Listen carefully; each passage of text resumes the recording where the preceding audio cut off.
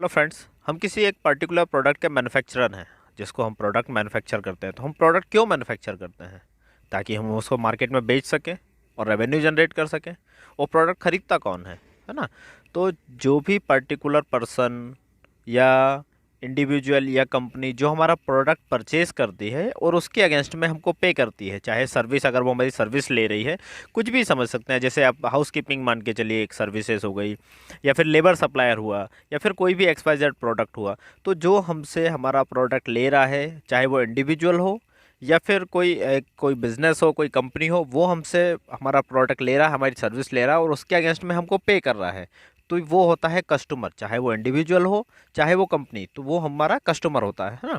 तो चलिए अब इसको एक इंडस्ट्रियल लैंग्वेज में हम एक एग्जांपल से समझते हैं। मान के चलिए कोई एक सप्लायर है। हम किसी एक ऐसा ऑटोमोबाइल का समझते हैं ना, टू व्हीलर का समझते हैं। तो टू व्हीलर किसी एक प्रोडक्ट से तो बनता नहीं है ना, वो मल्टीपल प्रोडक्ट से बनता है और हर प्रोडक्ट का कोई ना कोई एक इंडिविजुअल सप्लायर होता है। मान के चलिए एक सप्लायर है, वो अपना प्रोडक्ट किसको देगा? मैन्युफैक्चरर को देगा।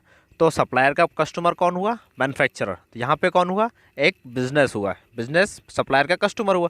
सप्लायर ने भी कहीं से ना कहीं से लिया ही होगा प्रोडक्ट, है ना। फिर मैन्युफैक्चर क्या करेगा? उस प्रोडक्ट को मैन्युफैक्चर करेगा, है ना। फिर उसमें प्रोसेस करेगा, फिर वो बेचेगा डिस्ट्रीब्यूटर को। डिस्ट्रीब्यूटर भी उसको पे कर रहा है। तो यहाँ पे मैन्युफैक्चरर का कस्टमर कौन हुआ? डिस्ट्रीब्यूटर। फिर डिस्ट्रीब्यूटर नेक्स्ट क्या करेगा? नेक्स्ट स्टेप में डिस्ट्रीब्यूटर अपने आगे देगा रिटेलर को। तो डिस्ट्रीब्यूटर का कस्टमर कौन हुआ? रिटेलर। तो ये सारे आप देखिए ध्यान से, मैन्युफैक्चरर, डिस्ट्रीब्यूटर और रिटेलर, ये कौन हुए?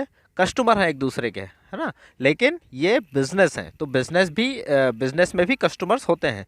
लेकिन जो रिटेलर है वो डायरेक्ट देगा एंड यूज़र को। एंड यूज़र कौन हुआ? वो इंडिविजुअल एंटिटी है। मीन्स कस्टमर इंडिविजुअल भी हो सकता है और बिजनेस भी हो सकता है। जो भी पर्सन, इंडिविजुअल पर्सन या बिजनेस हमको प्रोडक्ट या सर्विस के अगेंस्ट में पे करता है, वो हमारा लिए कस्टमर होता है ना फ्रेंड्स। तो चलिए अब आगे इसकी, अभी जैसे एक छोटा सी चीज़ और देख लेते हैं। मैन्युफैक्चर से डायरेक्ट एंड यूज़र्स भी आते हैं, इसमें बीच में बिजनेस इन्वॉल्व नहीं होता। जैसे अभी अमेज़न हुए, अली बाबा और ई कार्ट वगैरह जैसी ऑनलाइन शॉपिंग प्लेटफॉर्म, यहाँ पे जो एंड यूज़र है, इंडिविजुअल है, वो डायरेक्ट मैन्युफैक्चर से परचेज कर लेता है। तो इसके काफ़ी सारे बेनिफिट्स होते हैं, वो हमने लास्ट वीडियोस में भी बनाया हुआ है बिजनेस मॉडल्स में। लेकिन यहाँ पे हम डायरेक्ट मैन्युफैक्चर से एंड यूज़र, इंडिविजुअल को भी कनेक्ट किया जाता है आजकल। चलिए अब इसके टेक्निकल डेफिनेशन देख लेते हैं।